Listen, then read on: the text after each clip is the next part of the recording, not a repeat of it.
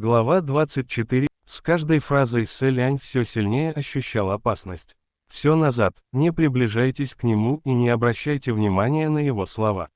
Остальные поспешили прислушаться и в панике разбежались прочь. Лицо в земле, усердно улыбаясь, продолжало уговаривать. «Эй, ну же, не уходите. Зачем вы так со мной? Я ведь тоже человек, я ничего вам не сделаю». Однако следом произошло непредвиденное. Один из торговцев, возможно, решив во что бы то ни стало добыть лечебной травы для спасения соратника, осторожно подобрался поближе к лицу и нагнулся, чтобы подобрать пучок травы Шань Юэ, что прежде от испуга обронил. Глазные яблоки лица в земле немедленно повернулись в его сторону и ярко блеснули. Сэлянь в душе воскликнул беда и бросился к торговцу с криком: «Оставь, вернись назад!» Вот только было уже слишком поздно. Лицо в земле внезапно разинуло рот, из которого со свистом вылетело что-то ярко-красное, скользкое и гладкое. Ужасно длинный язык. Сэлянь, схватив торговца сзади за ворот, потянул его на себя. Но штуковина, вылетевшая из рта лица, оказалась на удивление длинной. С противным звуком разрывающейся плоти она проникла в ухо торговца. Принц ощутил, как сильно задрожало тело торговца в его руках. Несчастный испустил короткий выкрик ужаса и, подергивая конечностями, повалился коленями на землю. Длинный язык, молниеносно вытащив через ухо жертвы большой кусок чего-то, истекающего кровью, сжался и вернулся в рот лица в земле. Чавкая и смеясь, разевая окровавленный рот, лицо визгливо расхохоталось, словно своим смехом собиралось опрокинуть крышу разрушенного дворца государя. Ха-ха-ха-ха-ха-ха-ха. Вкуснятина, вкуснятина, вкуснятина.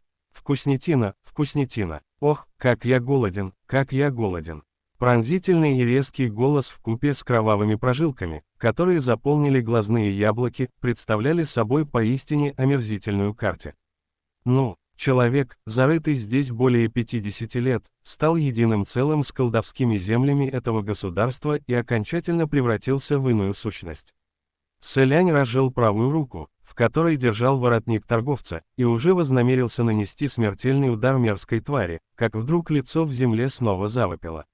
«Генерал, генерал, они здесь, они здесь!» С ревом, еще более свирепым, чем рык дикого зверя, с небес сверзилась темная фигура, которая тяжело приземлилась прямо перед Сэлянем.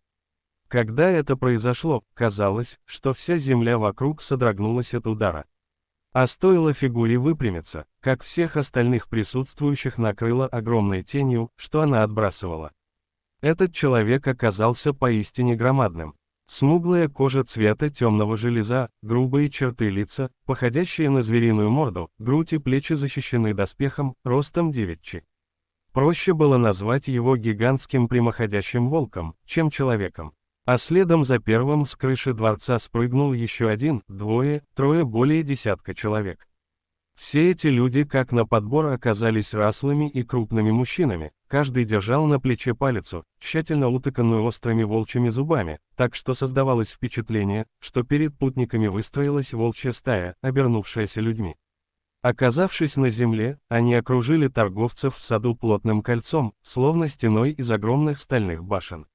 Воины Баньюэ. От них исходили эманации темной энергии, что ясно давало понять, воины уже давно мертвы. Сэлянь напрягся всем телом, Жая приготовилась действовать в любой момент. Однако воины Баньюэ, увидев путников, не спешили бросаться в бой и убивать их. Вместо этого они оглушительно расхохотались и начали перекрикиваться на незнакомом языке, который звучал весьма и весьма странно, как будто язык во рту приходилось сильно закручивать. То была речь государства Баньюэ. Проговорив на нем 200 лет, до сего дня Сэлянь почти полностью позабыл язык Баньюэ. И все же после недолгого повторения вместе с Сань Ланом у могилы генерала, он с легкостью понял, о чем говорят воины.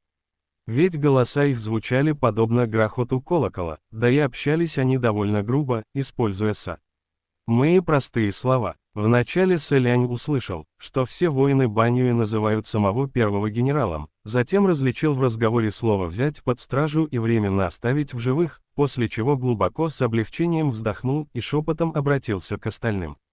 Никому не предаваться панике, воины Баньюэ пока не собираются никого убивать. Кажется, хотят отвезти нас в другое место. Ни в коем случае не действуйте опрометчиво, я не могу гарантировать, что одолею их. Будем действовать по ситуации. С первого взгляда на воинов становилось ясно, справиться с ними крайне трудно. Каждый, как на подбор, крепкий и толстокожий. И даже на то, чтобы задушить одного из них при помощи жая, придется потратить немалое время. А если учесть, что воинов здесь пара десятков, одолеть такую ораву явно непросто. Кроме того, Сэлянь должен был учесть присутствие нескольких простых смертных рядом с собой, поэтому ему пришлось временно занять наблюдательную позицию. Сань Лан молчал, остальные и так не проявляли особенной активности. Более того, пожелая они совершить необдуманный поступок, все равно не могли решить, какой именно, поэтому лишь закивали, сдерживая подступившие слезы. И только лицо в земле все не переставало вопить. «Генерал, генерал, позволь мне покинуть эти земли. Я помог тебе схватить врагов, отпусти меня домой. Я хочу домой». Увидев воинов Баньюэ, лицо страшно разволновалось и принялось визжать и горько всхлипывать, невпопад выкрикивая вместе с речью центральной равнины незнакомые слова языка Баньюэ, которые, возможно, кое-как запомнила, просидев в этой земле в качестве удобрения более 50 лет. Воин Баньюэ ростом в 9 чи, которого остальные назвали генералом, увидев, что в земле кривляется и визжит какая-то тварь, кажется, тоже посчитал ее омерзительной, поэтому нанес удар палицей, вонзив острые шипы прямо в голову существа. Лицо издало пронзительный визг, а когда палица поднялась, на своих шипах она вытянула наружу из земли повисшее на них лицо, осуществляя его желание покинуть эти земли. Вот только вместе с лицом и шеей далее из земли показалось вовсе не человеческое тело, а жуткого вида белые кости. Случившееся напугало торговцев до такой степени, что они закричали от ужаса. Окровавленное лицо сползло с шипов палицы, затем, взглянув на собственное тело, кажется, столь же сильно перепугалось. Хватанув ртом холодного воздуха, оно заголосило. «Что это? Что это такое?» Сэлянь тактично напомнил. «Это твое тело. Если хорошенько поразмыслить, все станет ясно». Этот человек пролежал зарытым в пустынной земле 50 с лишним лет, его плоть и кровь давно без остатков питали корни травы Шань-Юэ, несъеденным остался лишь скелет. Лицо из земли, не в силах в это поверить, не унималось. «Это же невозможно. Мое тело вовсе не такое, это не мое тело». Голос его сделался резким и яростным, да и в целом картина была страшной и печальной, поэтому Сэлянь покачал головой. Сань Лан же прыснул со смеху и саркастично заметил. «Тебе только сейчас свое тело начало казаться странным. Но тогда что за штуковина только что высунулась из твоего рта? Она не показалась тебе необычной». Лицо из земли немедленно возразило. «Что в этом странного? Всего-то язык, немного длиннее, чем у обычных людей». Насмешка угадывалась даже на кончиках бровей Сань Лана. Он ответил: «Ага, точно, немного длиннее». Ха-ха, лицо из земли воскликнуло. «Да, лишь немного длиннее. Просто он постепенно вытянулся за столько лет, пока я поедал летающих и ползающих насекомых, чтобы выжить. Лишь поэтому он стал таким. Возможно, когда его только закопали в землю, человек был еще жив, и чтобы хоть как-то выжить, изо всех сил высовывал язык, чтобы поймать пролетающих и проползающих мимо насекомых. Но постепенно он перестал быть человеком, язык его становился все длиннее, а его пищей вместо насекомых стали вещи куда более ужасные. Тем не менее, будучи все это время закопанным в землю, лицо не видело своего тела, и теперь совершенно не могло принять того факта, что больше не являлось человеком. Оно всячески пыталось объясниться. У некоторых людей языки бывают длиннее обычного. Сань Лан улыбнулся. При взгляде на него Сэляня пробрало неописуемым холодом. Улыбка юноши навевала на мысли о бессердечности, с которой мучитель собирается содрать кожу с чужого лица. Сань Лан спросил: «Ты все еще считаешь себя человеком?» Существо из земли словно услышало в вопросе угрозу. Оно внезапно заволновалось и закричало: «Конечно, я человек, я человек». С криками оно изо всех сил засучило руками и ногами, превратившимися в белые кости, пытаясь ползти по земле. Возможно, выбравшись, наконец, наружу, оно ощутило неподдельную радость и с безумным смехом завопило. «Я возвращаюсь домой, я могу вернуться. Ха-ха-ха-ха-ха-ха-хрясь». Раздражающий пронзительный смех, в конце концов, надоел генералу воинов Баньюэ. Один удар ногой, и череп существа из земли раскололся на части. Его крики «Я, человек» прекратились. Раздавив надоедливое существо, генерал что-то крикнул остальным воинам, и те, размахивая палицами из волчьих зубов и прикрикивая на группу торговцев, стали выгонять их из дворца в другое место. Сэлянь пошел впереди, Сань Лан, как обычно, последовал за ним. Даже сейчас, следуя под конвоем толпы воинов Баньюэ, подобных демонам во плоти, шаги юноши оставались неторопливыми, словно он вышел прогуляться. Сэлянь все это время искал повод, чтобы с ним заговорить, и вот, спустя некоторое время пути, когда воины Баньюэ снова начали переговариваться между собой, а на пленников перестали обращать внимание, принц тихо произнес. Они называют своего командира генералом. Только вот неизвестно, кто он такой. Как и предполагал Сэлянь, услышав вопрос, Сань Лан все же ответил. К моменту гибели государства Баньюэ генерал остался только один. Его имя, если перевести на наш язык, будет звучать Кэмо, высекать жернова. Сэлянь переспросил. Кэмо, имя действительно звучало весьма странно. Сань Лан объяснил. Именно так. Говорят, он был слабым и хилым ребенком, и потому люди часто его обижали. Тогда он поклялся стать сильнее, а в качестве тренировок высекал из кусков скалы мельничные жернова, потому и заполучил такое имя. Сэлянь не удержался от мысли. Но почему бы тогда не назваться Дали, силач Сань Лан добавил.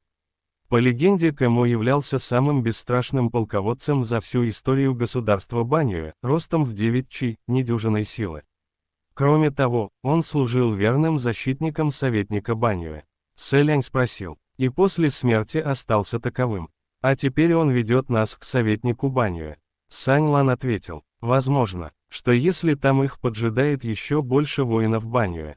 Как же тогда вырваться из плена? Еще неизвестно, что стало с Нань Фэном, который взял на себя риск отвлечь тех двоих. Торговцы ведь уже собрали траву Шань Юэ, но как теперь доставить ее отравленному старику до истечения 24 часов?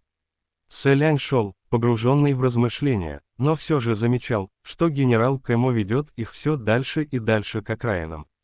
В конце концов, они оказались на самом краю государства Баньюэ и только здесь остановились. Сэлянь застыл, поднял взгляд наверх и увидел несравнимо высокую стену из желтой глины, которая возвышалась над ним, словно великан. Целью воинов оказалась та самая яма грешников. Даже прожив некоторое время вблизи государства Баньюэ, на самом деле принц довольно редко наведывался в город и, разумеется, никогда не приближался к яме грешников. А теперь, оказавшись перед ней, ощутил, как дрогнуло сердце. С наружной стороны глинобитной стены оказались выдолблены примитивные ступени. Поднимаясь по ним наверх, Сэлянь все смотрел вниз, оглядывая окрестности невооруженным взглядом, пока наконец к нему не пришло осознание, в чем крылась причина того странного чувства в душе. Его бросило в дрожь вовсе не от понимания, что яма являлась местом страшных пыток и казней, а также не от предположения, что их всех сейчас столкнут на дно ямы. Эта дрожь основывалась исключительно на ощущении присутствия мощного магического поля. Яма грешников была расположена и спроектирована таким образом, что являла собой задуманное кем-то весьма сильное магическое поле. И это поле имело лишь одно действие – не позволить упавшим в яму людям выбраться оттуда. Не позволить выбраться означало, что даже если вниз сбросить веревку или поставить лестницу, а человек на дне ямы, схватившись за спасительный шанс, доберется до половины, магическое поле придет в действие, и несчастного снова сбросит вниз. Сэлянь, не подавая вида, дотронулся рукой до стены ямы и прошел так немного, чтобы выяснить, из чего она построена. Оказалось, что стены лишь издалека кажутся глинобитными, а на самом деле представляют собой несравнимо твердый камень. Вполне возможно, также защищенный каким-то заклятием, ведь его наверняка очень трудно пробить.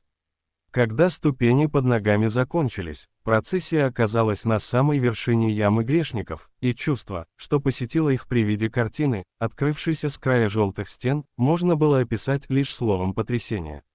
Вся яма грешников представляла собой высокие стены, что окружали ее с 4 сторон. Каждая стена, в длину около 30 джанов, в высоту около 20 джанов и в ширину примерно в 4 чи. 4 стены устрашающе возвышались над землей, окружая огромное пустое пространство. Над пустотой не было ни платформ, ни перекладин, на которых можно было бы стоять. Уже стемнело, и дно огромной чернеющей ямы разглядеть не представлялось возможным.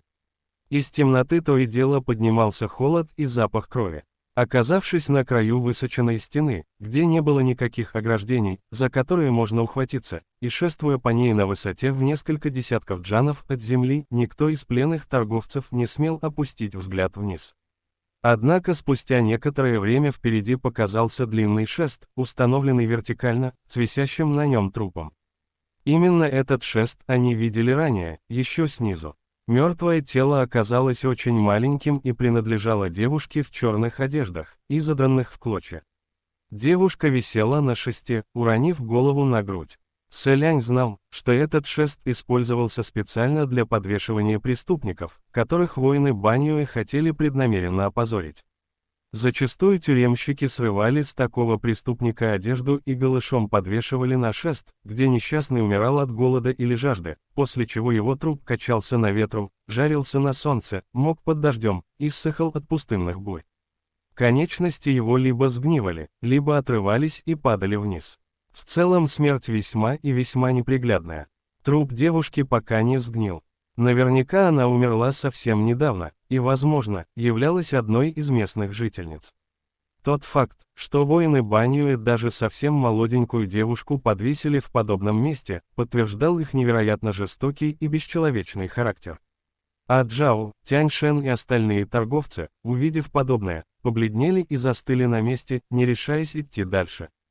К счастью, Кэмо не стал подгонять их. Он развернулся к яме грешников и издал громкий долгий крип куда-то вниз. Сэлиню это показалось странным, принц подумал.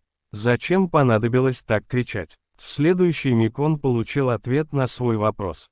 Словно в ответ на зов Кэмо, с дна ямы, чернеющей непроглядной тьмой, прозвучал многоголосый рев. Похожий не то на тигров, не то на волков, не то на иных монстров, не то на рев морских волн, бесчетным множеством голосов этот рев оглушил любого, кто его слышал. Торговцы на краю стены перепугались настолько, что едва могли устоять на ногах, а Сэлянь крайне четко расслышал среди этих звуков еще и шорох камней и песка, который сыплется на землю. В яму грешников сбрасывали только преступников. Неужели с дна ямы на зов Кэмо отвечают их неупокойные души? Внезапно Кэмо выкрикнул снова. И на этот раз Сэлянь, внимательно прислушавшись, распознал не просто бессмысленный рев. Это были не проклятия и не ругань, а напротив, скорее слово поддержки. Принц мог совершенно точно утверждать, что услышал слово «братья». Затем Кэмо обратился к воинам, что вели Сэляня и остальных. И смысл фразы принц понял предельно точно. Генерал произнес следующее: «Сбросим только двоих». Торговцы, даже не понимая смысла сказанного, все же примерно догадались, что собрались сделать воины, поэтому их лица моментально побелели. Сэлянь, видя, что те от ужаса скоро не смогут стоять, выступил вперед и тихо произнес: «Не волнуйтесь, что бы ни произошло далее, я буду первым. В случае, если придется прыгать в яму, принц, несмотря ни на что, пойдет первым, чтобы осмотреться внизу. Все равно на дне его не ждет ничего нового, либо ядовитые твари или дикие звери, либо свирепые призраки и озлобленные духи. Как бы то ни было, Сэляня невозможно убить ни ударом о землю, ни когтями, ни зубами, ни ядом. И если внизу не бурлящая лава и не отравленные воды, нырнув в которые, обращаешься трупом, то вполне возможно, что, спрыгнув в яму, принц не окажется в слишком незавидном положении. Кроме того, с ним была Жая. И хотя ленту не получится использовать, чтобы выбраться наружу, по причине существования магического поля, все же в том случае, если воины Баньюэ сбросят вниз кого-то еще, лента поможет человеку спуститься. Кэмо приказал остальных увести и взять под стражу, значит, пленники временно окажутся в относительной безопасности. Все-таки посреди пустыни не просто изловить живых людей, нельзя же съедать их всех в один присест. Наверное, остальных оставят про запас, чтобы съедать их постепенно. Сэлянь уже все продумал, когда внезапно кое-кто рядом с принцем не выдержал. С тех пор, как они поднялись на вершину ямы грешников, кроме Сэляня и Саньлана, сохранивших обыкновенное выражение лиц, всех остальных било дрожью, особенно Аджао. Вероятно, Аджао решил, что раз смерть неизбежна, лучше встретить ее мужественно, в бою, и потому юноша сжал кулаки и внезапно ринулся вперед, врезавшись головой прямо в Кэмо. Кажется, в этот порыв он вложил всю свою готовность унести за собой жизнь врага, то есть столкнуть Кэмо в яму. И тот, даже несмотря на крепкое телосложение, напоминающее несокрушимую башню, от удара, полного предсмертной решимости, пошатнулся и едва не оступился, шагнув на 3 шага назад. После чего генерал страшно разгневался и ответным ударом отбросил Аджао прочь. Глядя, как юноша падает в темную глубину ямы, торговцы завопили от ужаса. Не удержался от выкрика и Сэлянь. Аджао! Внезапно из черной ямы, дна которой разглядеть было невозможно, раздались радостные выкрики, а потом жуткие звуки безжалостного чавкания и разрываемой плоти, словно злобные демоны остервенело отбирали друг у друга пищу. Лишь по звукам становилось ясно, юноша по имени Аджао уже никогда не вернется живым. Даже Сэлянь не ожидал подобного развития событий и теперь пребывал в полнейшем замешательстве. Вначале принца мучили серьезные подозрения, что Аджао является подчиненным советника Баньюэ, что он намеренно заманивает путников в древние государства Баньюэ, а также что именно этот юноша, тот самый человек, которого 50, а то и 60 лет назад видела лицо из земли. Поэтому принц никак не мог ожидать, что юноша окажется первой жертвой воинов Баньюэ. Разве можно выжить после подобного прыжка? Возможно ли, что прыжок в лапы смерти подстроен? Но ведь все они уже являлись пленниками воинов Баньюэ, и если Аджао действительно служил советнику Баньюэ, теперь он находился в выгодном для себя положении, а значит, мог сорвать личину и гордо показать всем истинное лицо. Для чего устраивать лишние представления и подстраивать собственную смерть? Подобный поступок не имел совершенно никакого смысла. Но тогда зачем Аджао атаковал Кэмо? Разве это не было столь же бессмысленным шагом к смерти? В голове Сэляня все еще роились спутанные нити предположений, когда воины Баньюэ начали искать новую жертву, которую собирались столкнуть вниз. Кэмо взмахнул рукой, указывая на Тяньшена. Один из воинов немедля протянул к юноше лапы, чтобы схватить несчастного. Тяньшен от испуга заголосил. Помогите, не трогайте меня. Я Сэлянь решил не тратить больше время на размышления, вышел вперед и произнес: «Генерал, постойте». Стоило Кэмо услышать фразу, прозвучавшую на языке Баньюэ, на его смуглом лице отразилось неподдельное удивление. Он сделал воинам знак остановиться и заговорил с Сэлянем. «Ты умеешь говорить на нашем языке? Откуда ты сам?» Сэлянь мягко ответил: «Я прибыл из центральной равнины». Он мог бы солгать, сказав, что родился в государстве Баньюэ, но подобный ход был бы слишком рискованным. Ведь еще неизвестно, насколько восстановился его язык Баньюэ, стоит Кэмо поговорить с ним подольше, и правда все равно раскроется. Кроме того, уже по виду принца можно было понять, откуда он явился. Народ Баньюэ всем сердцем ненавидел лжецов и обманщиков. Если принца уличат во лжи, итог будет еще более неприятным. Вот только для людей Баньюэ любой выходец из центральной равнины являлся кровным потомком династии Юнань, армия которой уничтожила их государство.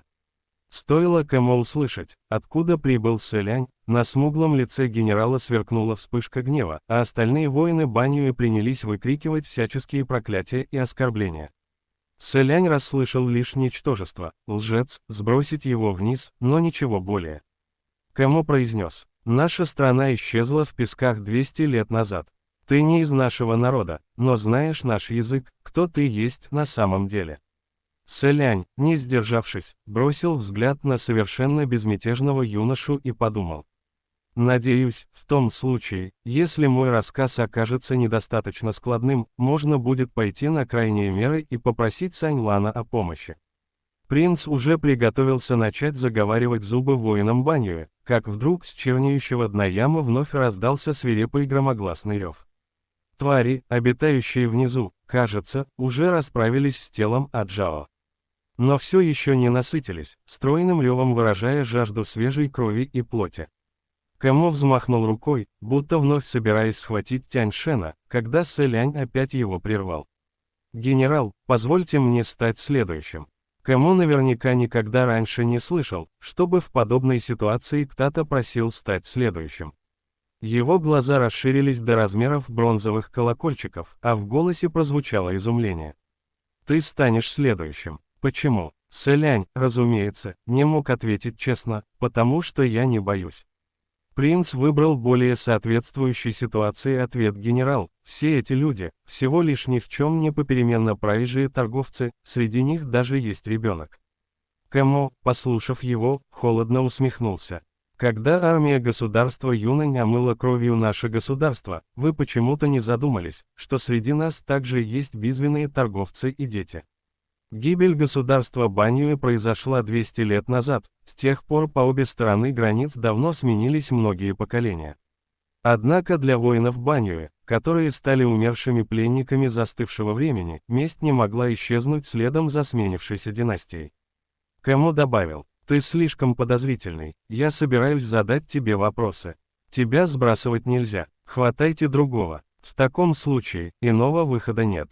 Сэлянь приготовился довести дело до конца и вначале спрыгнуть в яму, чтобы доказать серьезность намерений, но тут Саньлан рядом с ним внезапно шагнул вперед. Сердце принца подскочило, он повернулся и посмотрел на юношу. Тот стоял, сложив руки на груди, и безразличным взглядом, как будто думая о чьей-то своем, обозревал яму грешников, которой не видно дна. В душе Сэляня невольно зародилось не очень хорошее предчувствие. Саньлан. В ответ на его зов юноша повернул голову и слегка приподнял уголки губ со словами: «Все в порядке», а потом сделал еще шаг вперед, оказавшись на самом краю опасного обрыва. Сердце Сэляня беспорядочно задергалось вместе с глазом, он произнес: «Постой, Саньлан, просто не двигайся». Юноша стоял на краю высокой стены, полы его красных одежд шумно трепетали от ночного ветра. Саньлан взглянул на принца, улыбнулся и произнес: «Не надо бояться, Сэлянь, ты сначала отойди оттуда, отойди от края, и я перестану бояться. Саньлан, не волнуйся, я покину тебя ненадолго, очень скоро мы сможем увидеться снова. Сэлянь, прошу, не надо». Фраза повисла в воздухе. Юноша, сохраняя позу со сложенными на груди руками, сделал еще шаг, легко оттолкнулся от земли и в одно мгновение исчез в неизмеримо глубокой темноте. В момент прыжка юноши с запястья Сэляня сорвалась Жая. Обернувшись белой радугой, она попыталась схватить силуэт юноши, но скорость падения оказалась быстрее, и белая лента, не зацепив и уголка одежды, печально вернулась на запястье принца. Сэлянь так и рухнул на колени, с его губ сорвался крик в пустоту. Саньлан, ни единого звука в ответ. После того, как юноша спрыгнул, из ямы не раздалось ни звука.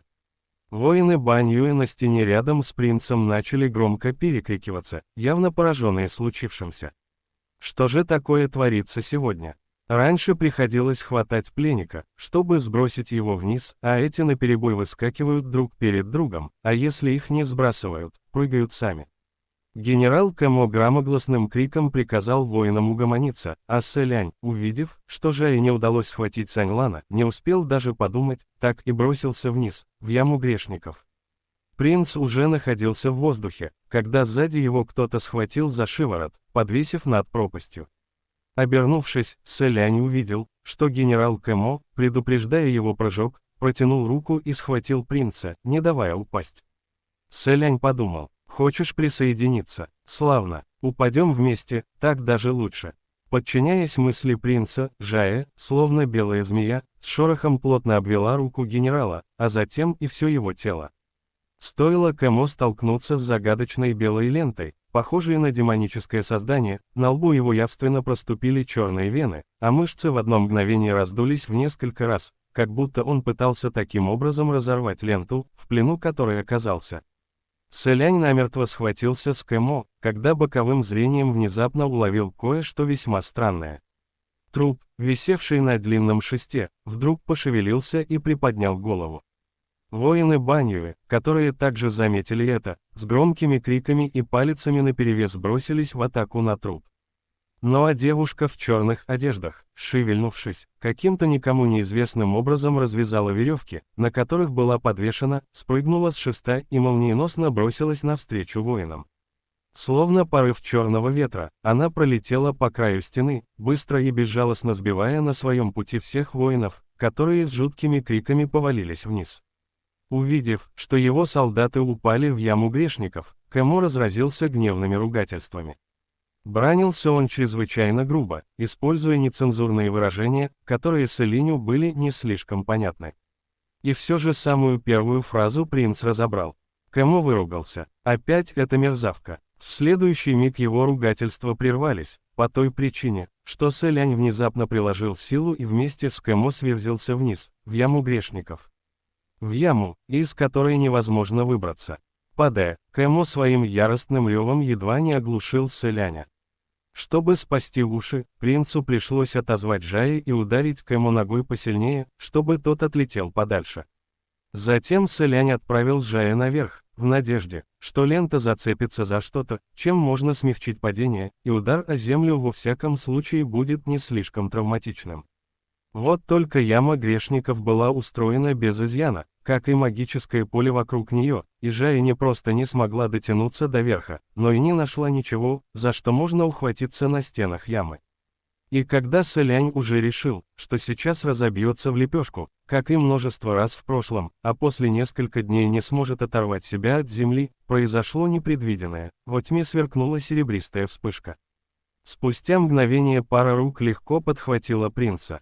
Человек этот несравнимо точно подгадал момент. Казалось даже, что он прямо-таки специально поджидал внизу, чтобы поймать Сэляня. Одна рука обхватила принца за спиной, обняв за плечи, другая подхватила под колени, аккуратно и легко остановив бешеное падение с высоты. Сэлянь, еще не оправившись от внезапного прекращения полета, все еще ощущал головокружение и рябь в глазах, поэтому невольно ухватился за плечи невидимого спасителя и выпалил. «Сань Лан!» Кругом стояла тьма, в которой невозможно было что-либо различить, как невозможно было различить и того, кто поймал принца. Однако те слова неподконтрольно сорвались с губ Сэляня. Не получив ответа, принц провел рукой по плечам и груди незнакомца, пытаясь убедиться в догадке. Он спросил снова: «Сань Лан, это ты?» Возможно, потому, что сейчас они оказались на самом дне ямы, запах крови здесь стал настолько сильным, что от него можно было потерять сознание. Сэлянь, все еще не понимая, где оказался, продолжал беспорядочно трогать спасителя руками, пока не добрался до твердого кадыка, лишь тогда к нему пришло внезапное осознание своих действий. В мыслях пронеслось «виноват, виноват, что же это я делаю», и принц отдернул руку со словами: «Это ведь Сань Лан, да. С тобой все в порядке. Ты не поранился». Спустя недолгое молчание принц наконец дождался ответа юноши. В предельной близости от него раздался низкий и глубокий голос. «Все в порядке». По неизвестной причине Сэлиню показалось, будто голос, которым сказана эта фраза, неуловимо отличается от обычного.